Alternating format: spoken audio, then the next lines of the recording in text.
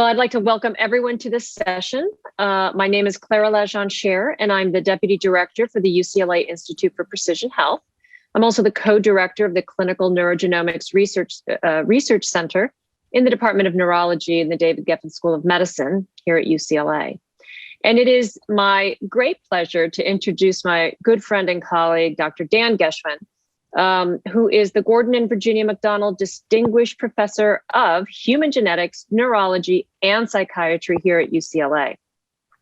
And in his capacity as Senior Associate Dean and Associate Vice Chancellor of Precision Health, he leads the Institute for Precision Health at UCLA, where he oversees campus precision health initiatives. And even as important, he has his own laboratory, and his group has pioneered the application of systems biology methods in neurologic and psychiatric disease with a focus on autism spectrum disorders and neurodegenerative conditions. So I want to hand the virtual mic over to Dan Geschwin. Hey, thanks, Claire. It's really great to be here, and I want to thank TDG and Judy Gasson and their colleagues for just giving us this opportunity to share what we're doing with you. And so the way that we have it organized is I'm just going to present a slide deck, essentially, a very short one that Claire and I have put together to just highlight some of the initiatives, and then we can open up for discussion, which I think will be very, very interesting. I'm really looking forward to that. So first, I want you to tell me if you're seeing a single screen. Yes, we are. Good. Okay. So this is me on top, and this is Claire, both of us. And so, our notion is that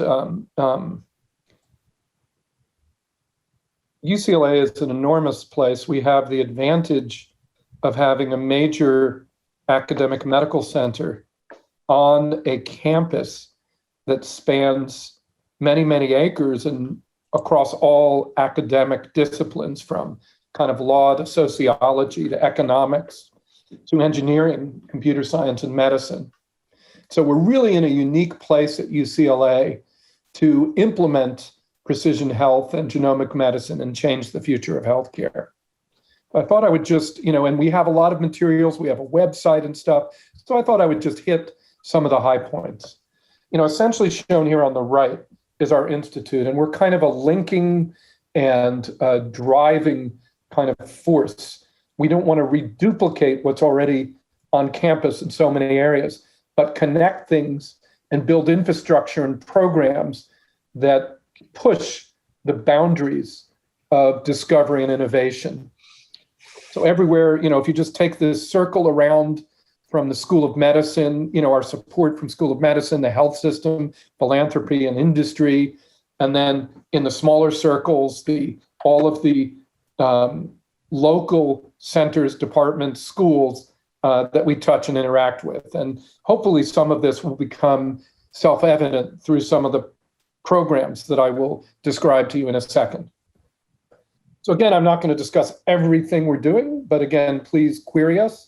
But I'm going to highlight what I think are some of the major places where we've either begun to develop substantial initiatives, or where we're thinking about doing that. So one of the ways that we've developed things is by a series of centers. So a Center for Smart Health, which is harnessing the digital revolution. The California Center for Rare Diseases, that's certainly the California, if not one of the national leaders in genetic diagnosis, discovery, and therapeutics. We want to mobilize the electronic health record for research, because we have 4.5 million patients and several million that are actually active. And of course, we're developing pilot programs and cores, and all of these are core programs, each of which is stimulating discovery and innovation in these key areas related to precision health. We're infrastructure building to support precision health across the clinical and research enterprise. Again, mobilizing the HR for research, this discovery data repository. One of the points I want to make here is that this is a de-identified repository that researchers and clinicians can access without institutional review board approval because it's de-identified. We've created a biobank and patient-based genomics and genetics resource, again, which I'll describe. And we've connected these so that one can explore clinical phenotypes with respect to underlying genetic data and genetic risk.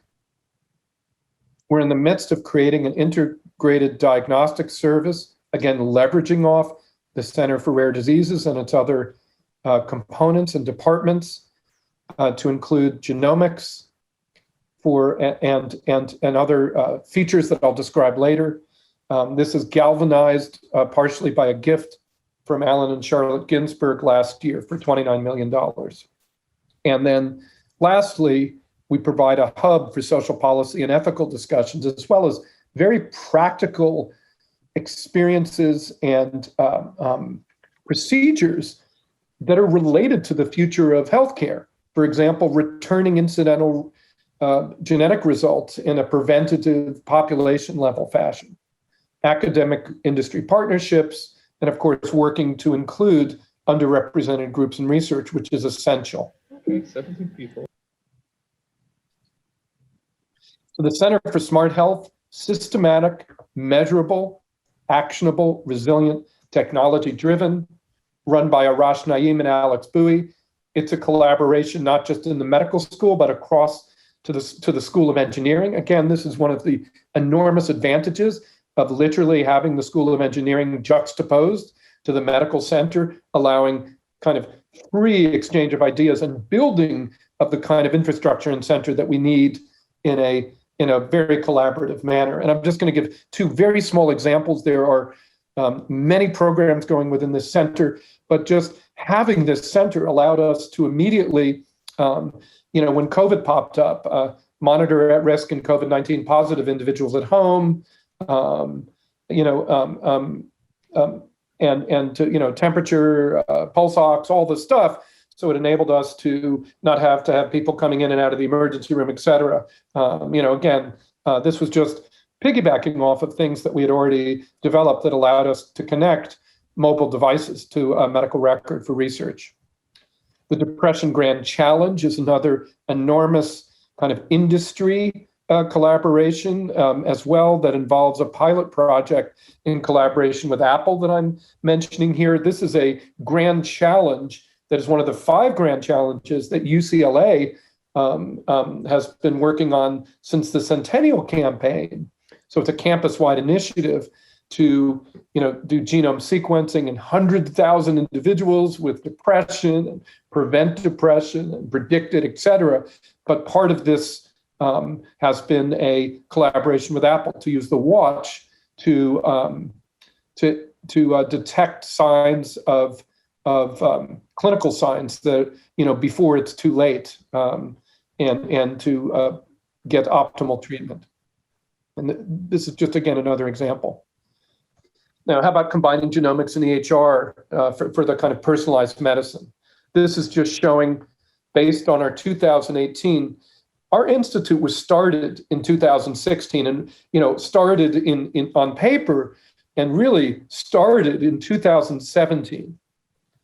But within a year, we had already moved from not participating in biobanking at all to having one of the most diverse biobanks in the United States.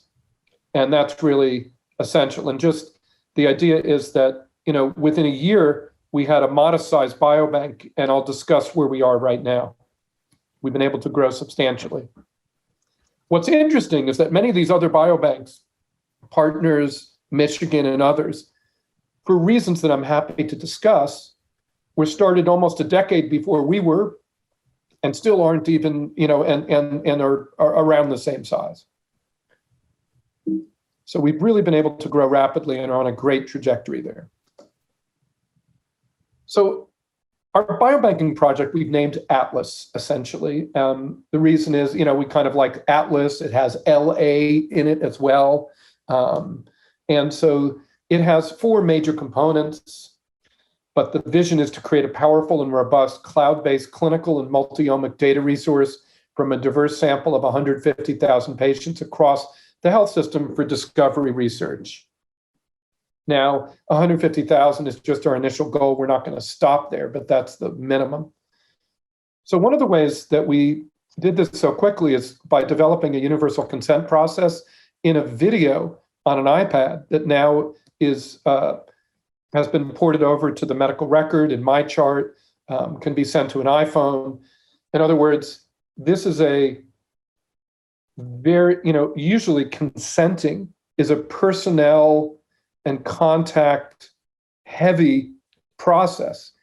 Here, we've created a novel way of doing this using video technology. It also allows us to do this very inexpensively. It's very scalable, and it's been translated into 8 languages, allowing us to have a diverse biobank. We've hooked up the biobank directly to the Epic medical record so that is all understood. We've started SNP genotyping on the Illumina Global Screening Array for common variation, and we've genotyped around 35,000 patients so far. And of course, we're integrating all of this in a high-performance computing cloud. We have a dashboard, and I'm just going to make a couple points. The goal is to recruit 30 to 50,000 patients per year, and we were kind of on track for that before COVID hit, and now we're building back up again. 38% non-European, which is relatively unique in this country for large biobanks. 80,000 patients consented in about 3 years. It's actually 77, whatever. This is a few months old, so that's why I rounded up to 80,000. There's a broad age range across the spectrum. You see there are no children yet, but Clara and her colleagues have been working on including children over 5 years of age in this as well through an assent process. Of course, diverse race and ethnicity are essential to accurate genetic prediction. I'm just citing a few papers here. This is one by Zach Cohane at Partners that showed that inclusion of even a small number of African Americans in control cohorts would have prevented misclassifications. These are actually genes that just have different frequencies, where the variants have different frequencies in Black Americans versus white Americans, and therefore, because they were rare in whites, were thought to be pathogenic in patients. And so this has been something that we've been working on as part of consortia. There are at least 163 pathogenic variants that should be reclassified as benign.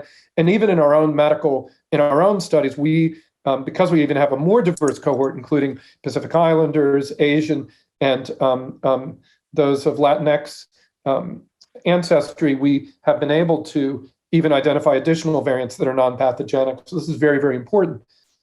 Of course, another piece of this is that polygenic risk scores that are created in one population don't port over to another. So in addition to kind of enabling us to classify risk variants properly for the proper implementation of genomic medicine moving forward, to actually predict risk and prevent in all of our populations, we need to include these in our research. And again, LA County is the largest and most ethnically diverse in the US. There is no single ethnic or racial majority in LA County. So we've created this this Discovery Data Mart, the Discovery Data Repository that I mentioned. It has about 5 million individual people in it. There are about 1.5 million who are quite active, patients at UCLA. It has lab tests, medications, visit info, de-identified patient demographics, ICD codes. We're actually porting in waveform information. We're figuring out how to de-identify notes and index them. So there's really a lot in here. But we had set this up and we had built this. And this, again, shows the close work between computational medicine at UCLA, precision health, and the actual kind of health system IT group, all working together for several years to build this in a way that really works. And once we had this in place, we were able to take this plus the biobanking and immediately within a few weeks have an active COVID research program that started before the end of February last year, really at the very beginning of the outbreak of COVID in this country. And so This is just showing one particular paper that was published by our group led by Timothy Chang, Manish Butte, and Bogdan Pasanuich, where we actually are able to look at a large group of Hispanic Latinx, and basically look at all of our COVID inpatients and outpatients and kind of understand some of the racial and ethnic disparities in a way that really wasn't possible before, because a lot of this work, remember, it's been done at a county level where there are enormous other socioeconomic disparities that can't be, that are very difficult to control for. Here within our health system, we're able to understand where people live, where, what kind of health insurance they have and all of that, and control for all of that. And we're able to find novel risk factors such as mitral valve disease that were only a risk factor in Hispanic Latino patients. We also saw that these patients, although there were only 12% of the people tested for COVID, were 50% of those in the ICUs. So they had a much worse course. And we were able to show that that was because they likely presented to the hospital sicker. They probably waited longer and were in a worse condition by the time they showed up.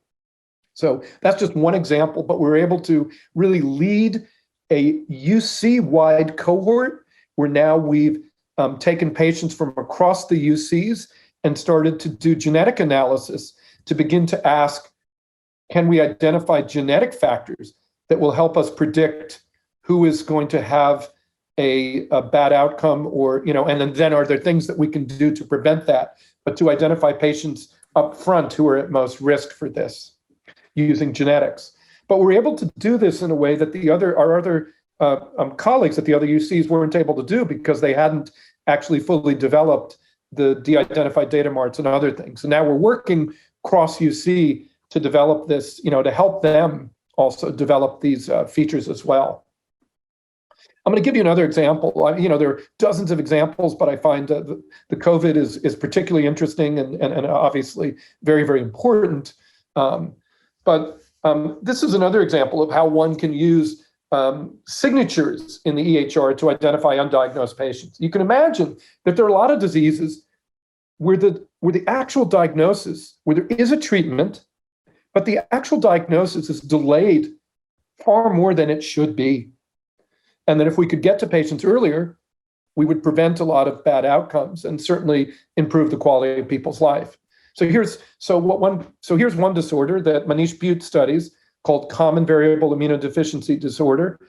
And this is defined by a state of antibody deficiency. It's one of the most common primary immunodeficiency disorders, but it's not a common disorder. But due to its heterogeneity, there's significant delay in diagnosis and treatment. So Bogdan and Manish and their student Ruth went through and said, can we create a kind of phenotypic model where we can look through the medical record and pull out people who have this disorder with high accuracy? And the answer is yes. And then can we use that to identify people who haven't been identified yet and actually treat them and pull them out? And, the answer to that is yes as well. I'm just going to show you one kind of, anecdote here, but this is representative. So this is using the kind of a combination of phenotypes that gets you towards the 100th percentile, or anything above the 98.5 percentile here. So very rapidly, this patient who showed up to UCLA on this date, within a month or two, would be shown by their phenotype agglomeration, by these chronic airway obstruction, connective tissue disease, asthma. Boom, all of a sudden, they would meet criteria for likely having this disorder, but they weren't diagnosed until here. So again, and of course, there's a treatment, which is, giving them IgG. Now, this is just one example, but there are tons of disorders like this that are treatable, that we've begun to mobilize the electronic medical record and this idea of combination of different ICD codes to create kind of phenotypic codes that now are very highly accurate ways of identifying patients at high risk for having that disorder and then bringing them in. So that's starting with the phenotype, which we can do. and start to, the other side of this is also starting with genetics, precision diagnostics. And this is done through the California Center for Rare Diseases at UCLA by a clinical whole exome sequencing. And when that's negative, genome and RNA sequencing. In fact, we're the only place in the country that's now using whole genome and RNA sequencing in clinical practice regularly. This is just a number of the papers from my colleagues, Stan Nelson and Wayne Grody, that really attest to the advances that they've made. They've discovered numerous new diseases this way and identified even new therapeutic approaches. I'm just going to give you one really brief example again from Manish. This is an immune disorder. This girl had a severe disease, recurrent infections, missing weeks of school yearly. The Butte lab discovered that her lymph nodes are packed full of a particular kind of T cell. Whole exome sequencing reviewed the likely driver mutation, and they figured out what the mechanism was. And they also showed that this mechanism is likely related to other disorders like lupus. And in doing so, he repurposed this drug sirolimus, which attacks this pathway, which would prevent this overdriving of the PI3K pathway. And her disease has been halted. She's now in 7th grade, doing well. I also, there are a couple other papers. Manish recently had another paper in New England Journal of Medicine using a kind of similar approach for another patient with a disseminated infection. Again, this is something that we're beginning to deploy. This is happening monthly, if not weekly, now in our clinics. And it's very, very exciting. So the takeaways from this piece of it is that EHR signatures leverage common patterns of phenotypes to accelerate diagnosis and prioritize patients with treatable disorders. I've given you one example. I think genetics first is a clinical reality and should be vastly expanded. One of the things that my colleagues have shown is that just a simple exome sequencing test has a diagnostic efficiency of almost 25%. That's higher than any other single clinical test anywhere. Its cost is in the, let's say, a few $1,000s compared to the usual diagnostic odyssey that many of these patients go through, spending years being bounced from doctor to doctor. This genetics first approach, when you have somebody with a rare undiagnosed disease, can really save an enormous amount of time, effort, and pain for the family. And lastly, risk scores can be used to prioritize patients in a clinical setting. And this is something that we and others are exploring largely. And so I'll just talk about a couple of new initiatives then. We started a collaboration. Regeneron Genetics Center reached out to us because although they're doing large-scale studies with Geisinger and the UK Biobank, which is over 500,000 patients that they're sequencing, there's no ethnic diversity there. So we launched a partnership in 2019 to perform whole exome sequencing, starting with a goal of 150,000 patients. It's a preclinical collaboration. There's no IP attached to the genetics per se. Many opportunities for focused add-on collaborations. For example, Alnylam, that's a Regeneron partner, is collaborating with our GI folks in some liver disease things. There's really a lot of possibilities for focused collaborations here. And another piece I want to bring up is, how does this help our patients? Well, we're going to identify, in addition to helping Regeneron and others, identify new drug targets and develop drugs for patients that are currently untreatable, we're going to identify actionable findings that tell somebody that they're predisposed to a disorder and for which there is something to do clinically that will likely mitigate and improve their outcome. And we're going to return those to patients. It's going to be somewhere in the 2 to 5% range. Again, happy to discuss that as well. And some other new initiatives. We give out pilot grants, at least 1 or 2 every year. These are some of them. These are the major ones, using machine learning models for prediction of adverse outcomes after surgery, driven by Ron Halperin, who's in computer science and anesthesiology. Prediction of persistent opioid use following surgery, which is a major issue. Coupling machine learning with behavioral economics to create adoptable tools to reduce low-value care and improve the value of care.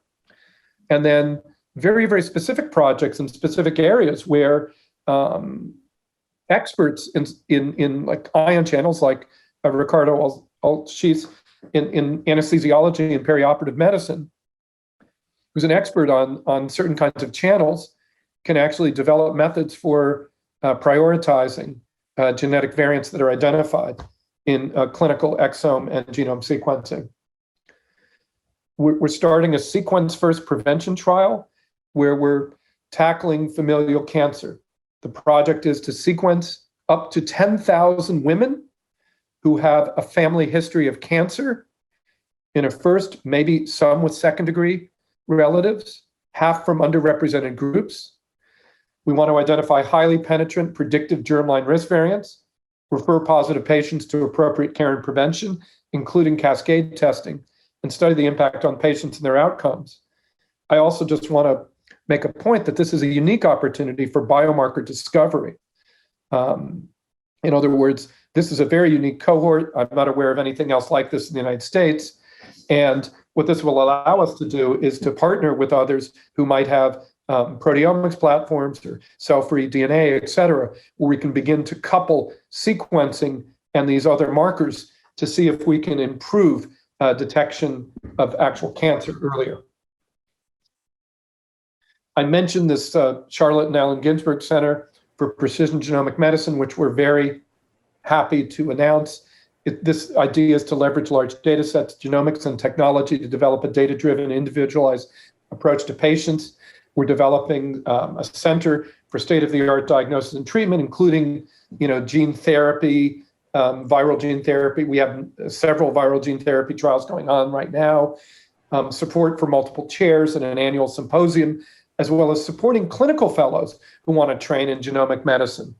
Another important piece is to further develop genomic technology and platforms at UCLA for patient disease modeling and genome engineering, including making induced pluripotent cells from large swaths of patients and being able to apply CRISPR engineering in those cell models, and of course, support the computational genomics. So I spent about 25 minutes. I know we were a little late, so why don't I open it up for a discussion and questions now? Thank you. Thank you so much, Dan. What I'd love to do now is if anyone has any questions, if you could use the raise your hand feature, and then I'll call on you. Thank you so much for the presentation. It was fantastic. But I actually was curious about, very much at the beginning, you talked about being a hub for policy and ethics. And I was very curious about what that entailed. That's a great question. Yes. So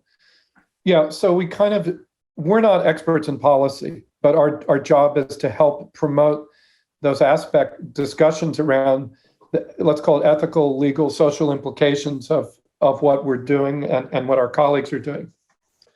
And so the first way that we decided one of our focuses of how do we build programs is we co-hire with other departments and institutes. So one of our first hires was Nana Garrison, who's a PhD in human genetics, and we co-hired her with the Institute for Society and Genetics.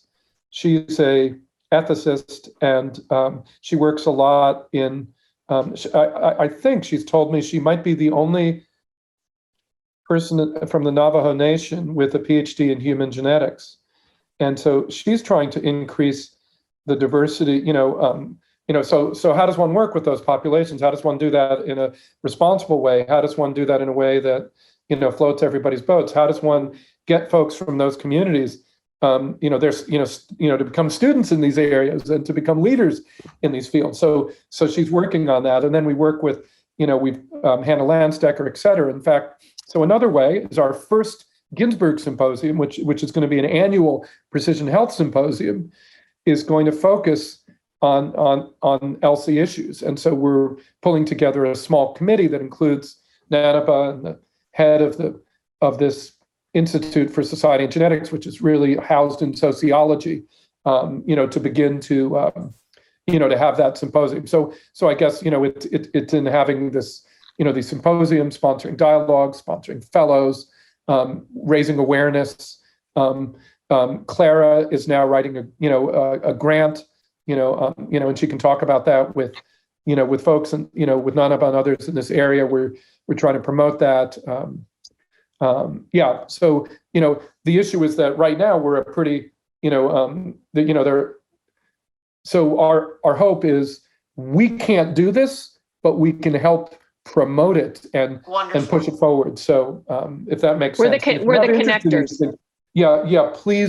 Please reach out. Yeah. Dina, does that answer your question? It does. Thank you so much. Thank you, Dina. Warren, you have your hand raised. Thank you very much. Dr. Geschwin, may I kindly ask how your success has gone utilizing genomics and RNA sequencing, in particular in autism, one of your specialties? May I ask your success on that? Yes. So I'm going to broaden it a little bit because it really, like autism and related neurodevelopmental disorders, which are kind of we can separate them, but I think it helps. Most of what we know is from them all together. So exome. So one thing is autism is highly heritable. Heritability is estimated around 70%. And yet what we find is that, like intellectual disability, about 20% of autism is caused by major mutations that are de novo, like a Down syndrome, where it's not inherited from the parent. It's not from the parent. It occurs in the, it's in the germline, right? Like, so Down syndrome isn't something that you inherit.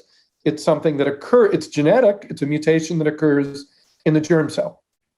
And so these de novo or new mutations are more and more frequently being recognized as causes of neurodevelopmental disorders broadly.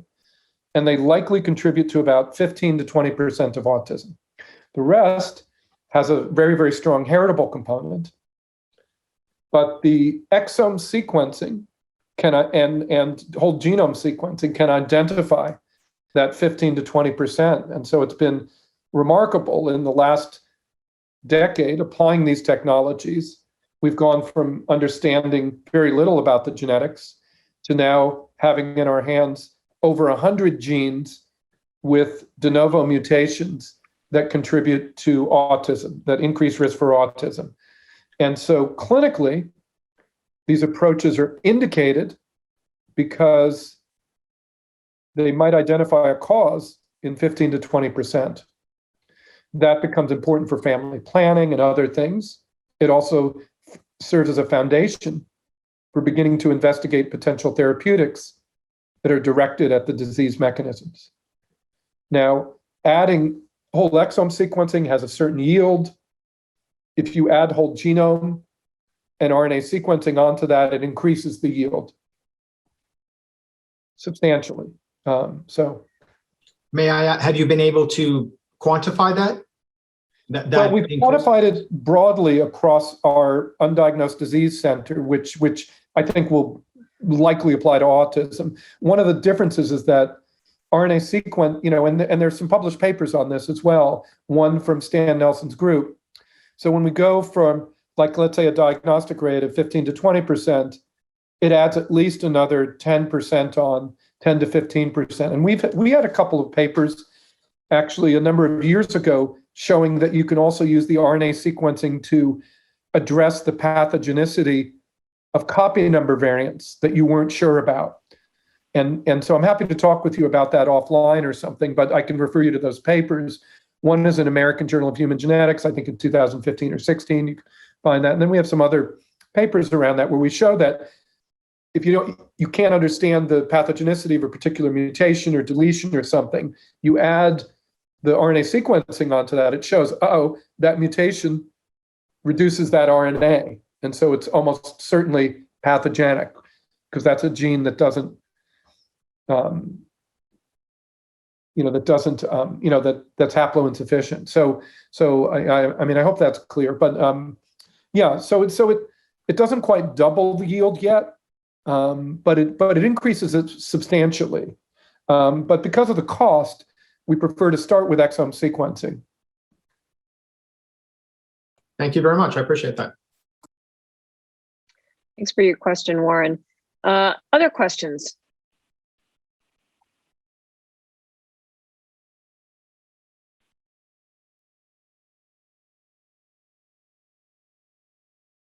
Okay.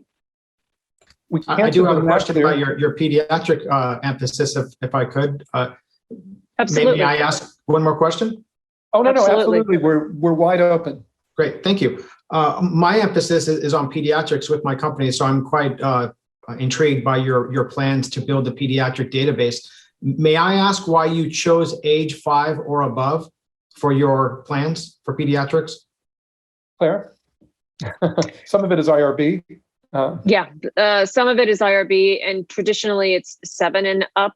The way that we've had the primary driver is in pediatric oncology, and so some of our cancer colleagues have been really excited about that, and so they thought that engaging patients as young as 5 would be valuable. We actually are the workflow for children is what we do is that we get remnant data, samples. So anything left over from lab tests or procedures, we're able to collect with patient consent. For children, we've developed a really cute video that we're piloting right now that explains the whole process. It's an assent video. As you know, kids up until a certain age, they in research require to provide their own assent, and so that's what we're piloting that right now. Thank you, and congratulations on that. Thank you, Judy. You have your hand raised. So I thought it was really interesting talking about identifying people at high risk due to comorbid conditions. And I wondered if you could extend that and talk a little bit about how these types of approaches might be used in preventing disease or identifying people at higher risk in time to not get all the way to the point where they have a disease and need to be treated. You're on mute, Dan. Yeah, that's an amazing question, and that's an enormous challenge. So I'll kind of start with something, let's say, that you might think of as a simpler issue. So one of the things that got me very excited early on was that the recognition that although perioperative mortality, that is essentially dying on the operating table, in the last 30 years or so has gone down substantially. When I was in medical school, it was 10 to 100 times more than it is now. So that advances in anesthesia and surgery have really, enabled that, so that people's risk of dying on the table is way lower than it used to be. As it turns out, the kind of mortality that occurs kind of in the subsequent 3 to 6 months for people who have undergone major surgeries hasn't changed very much, and kind of predicting that. So things like acute renal insufficiency and that lead to chronic kidney failure, or other things that lead to post-operative strokes that occur out of the hospital, or myocardial infarctions. Those are known to be substantially increased post-operatively, but there really hasn't been much work to reduce that. And so Iran Halperin and his colleagues, so we thought of that as a major, major problem. And so Iran started to tackle that with his colleagues in anesthesiology who had been looking at that. And so they've been able to kind of create models to predict who is at highest risk for acute renal insufficiency. And that's something that is, if you can predict, there's a lot that you can do to prevent that. Same thing with heart attack and stroke. And so they're now doing a decision support pilot where they're with anesthesiology. This is why having research, not just sitting in the engineering school where Iran is, but because he sits in the anesthesiology department, he's able to implement this with his colleagues there, like Ira Hoffer, who's helping to drive this, to identify those patients, then come up with SOPs that they should apply, and then actually study the outcomes and show that this actually changes outcomes. So you could say that they're preventing disease in that way. Now, some of what you're also probably alluding to is chronic disease. So these are acute things or subacute, and I think we're going to be able to do a lot of that. And I think we'll be able to really lead in that area. I do, and that's so we can also add genetic and epigenetic predictors onto that, which is what Iran is doing right now, in addition to just the phenotype predictors. But you could imagine we could do the same thing with other much more common conditions as well, even like diabetes, right? We could identify people who are in the top 10% of risk of developing, and then basically ask, and then, there's a lot of behavioral intervention, other things that can be done to, again, ask about, about prevention. So those are the kind of two ends of the spectrum in a way, and the combined immunodeficiency is something in the middle. Let me make it pretty clear, though, for the combined, for the immunodeficiency, there is a treatment that is transformative, giving people immunoglobulins. And so, in a way, although they're going to have that disease, once you treat them, you've prevented all of the future infections that they're going to have. So, and probably kept them alive. So I think even for those things, we're talking prevention. But so there's the phenotype end of that. There's also the genetic end, right? If you have a dominant BRCA1 mutation, that's a very, very important kind of powerful thing to know. And now there are kind of a dozen mutations. There's a dozen genes that have risk in that area in kind of the gyn-onc cancers. And so as part of our return of results, we're going to be identifying those people and then putting them into state-of-the-art surveillance programs and prevention programs, to prevent those. So I hope that answers your question, Judy. It's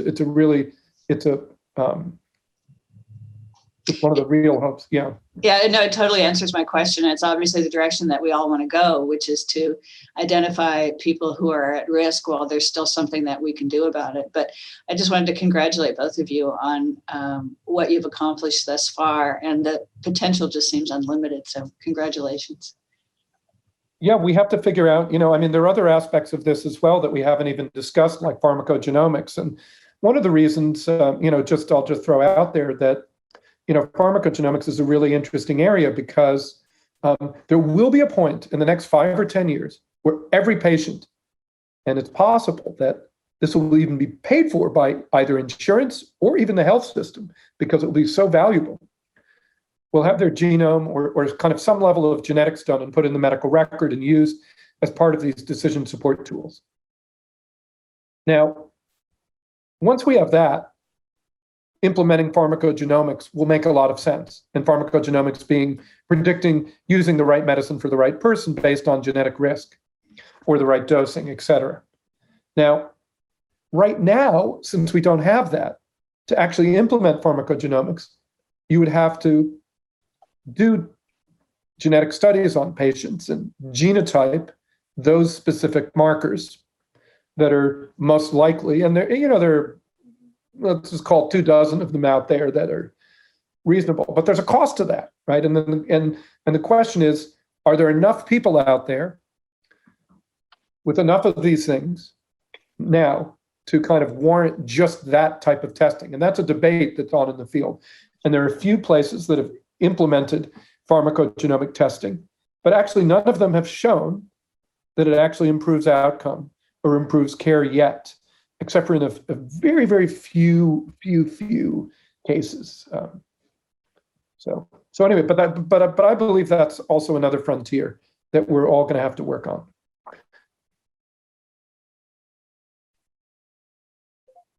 Any other questions? Please don't be shy. No question is out of order. Yeah. Elaine.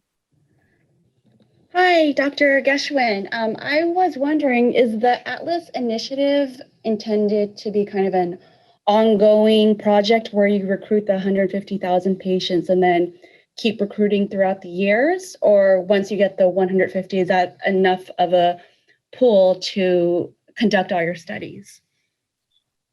Our goal is to keep it growing, but we view 150,000 as a very, very good starting point. That's kind of like a very, we can calculate for many, many, many common disorders that we'd like to improve care for, that would be sufficient.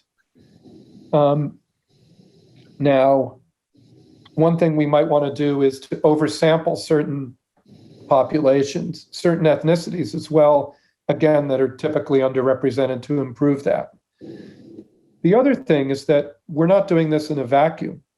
We're part of multiple consortium. In fact, I didn't show it, but because of our biobanking and stuff, we were able to join 2 international and play good roles in 2 major international COVID genomics consortia. We're involved in all of those studies, et cetera. And so we are very, very collaborative. And so our investigators at UCLA, as well as us, have now multiple ongoing collaborations as part of biobank consortia internationally, nationally, and as part of funded or soon to be funded NIH grants that will combine, let's say from, one, University of Colorado, UCLA, Mount Sinai.